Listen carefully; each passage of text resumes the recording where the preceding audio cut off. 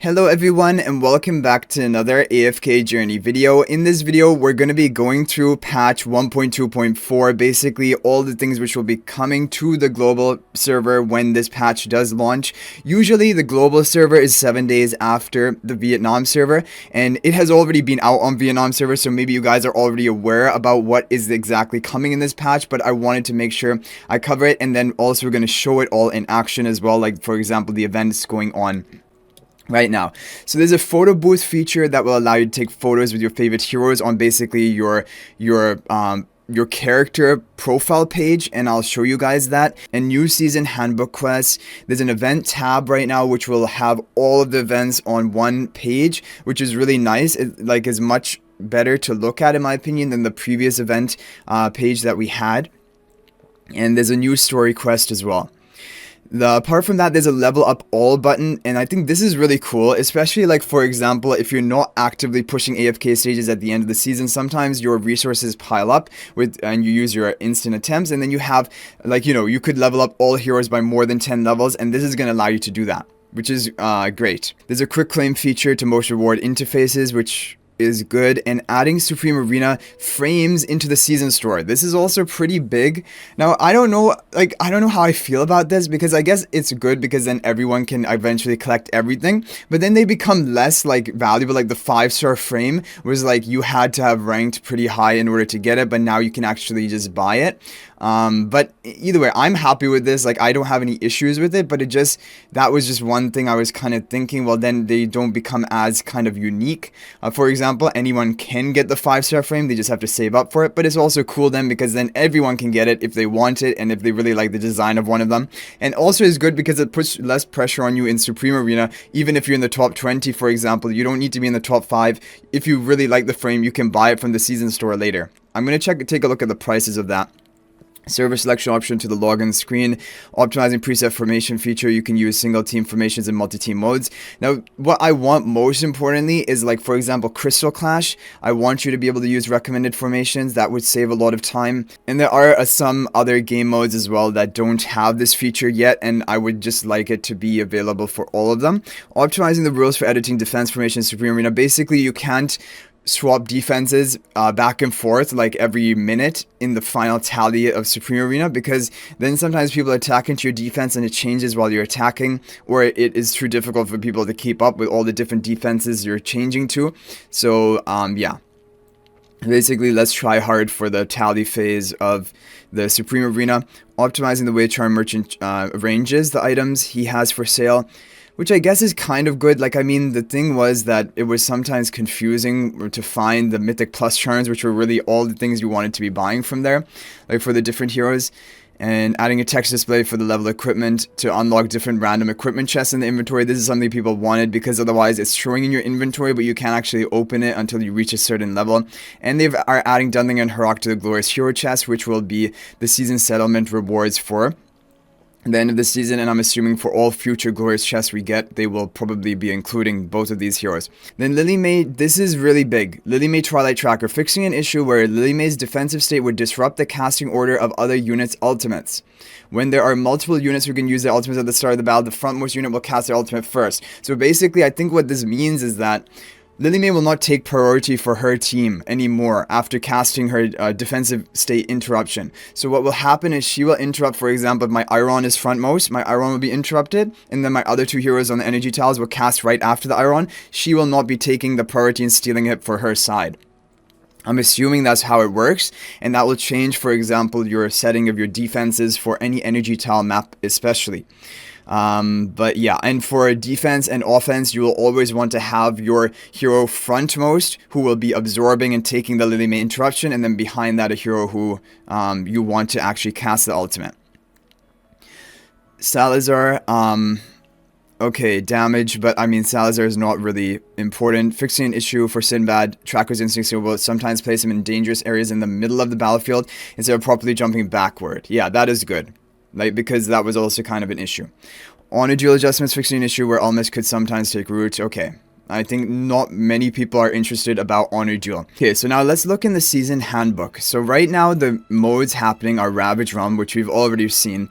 New heroes, Hot, Hugin, and Bonnie will be coming. Photo Boot, which we will show you guys right now. And then we have these different events. Pearl Tycoon. While fishing during the event, you might find pearls that can be sold. That's cool. It's a fishing event. Combat Crucible. This time we're running a test mode called Horde Havoc, where you'll play as a mastermind controlling the monsters and attacking the heroes' crystals. So it's kind of like a MOBA type. Or maybe even you're controlling multiple monsters, so it's kind of like StarCraft type. But basically, yeah, I mean, these are cool things. And then Winter Revelry, the Winter Carnival is just around the corner. It's time to collect cards. Okay, so we will show all of these modes. Now, as for the new quests, I think there are in the season quest, basically. And it's like catching fish, complete Honor Duel battle. I think these were not here before. But maybe I'm just like, I've already completed them or something. But apart from that, the other ones look to be around about the same as they were before. So I don't know if those quests have been added or not. And on this page now, you will be able to change your character. But how do we do photo booth? Yeah, you go to photo booth, and then you can go for duo. And you can choose a hero along with you. For example, Freesto. And move character. Wait. Can you move side to side? Oh, you can make him go in front of you? You can make the hero go the hero go in front of you, your own avatar if you want. If you're not a fan of your own avatar and you're more a fan of another hero. So this is pretty cool. Oh, and the hero can have different poses as well. Wow. Pose 2, background. You have different backgrounds as well. For like all of the different elements basically. And close, far. Move character. Okay. Yeah, so I mean, this is pretty cool, definitely. Well, I think you would always want to have... Oh, you can... Oh, okay! Wait. So you can have, like, your character looking at your... At your hero, if you want. That is cool. This is definitely really cool. Yeah, I'm gonna put Frester. Frester's his first plus 15 exclusive equipment hero. And he has his power pose.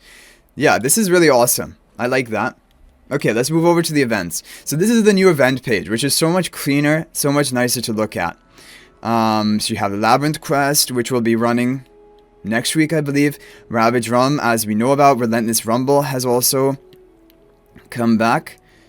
And then you have Winter Revelry. So Winter Revelry is a card collection. You will earn stellar crystals from this. Deck Duel and Winter Feast.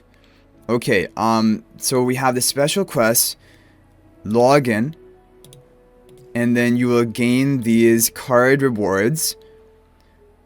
Increase energy cost. It is just a card mini game. Let's do a game of it. Versus mode. We're gonna verse someone.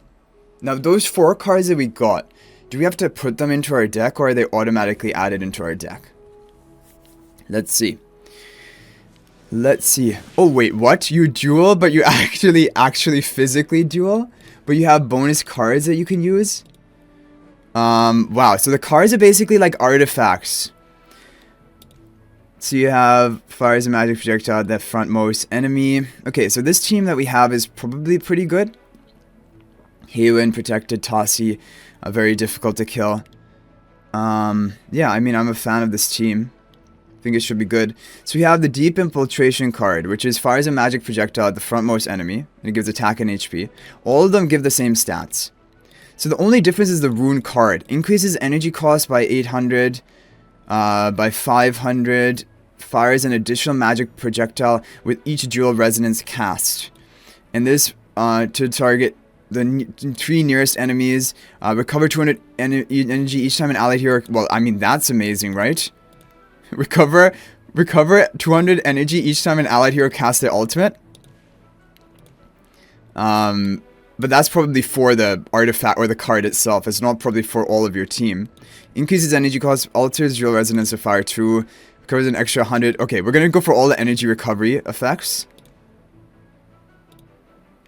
Okay, and now for the second one.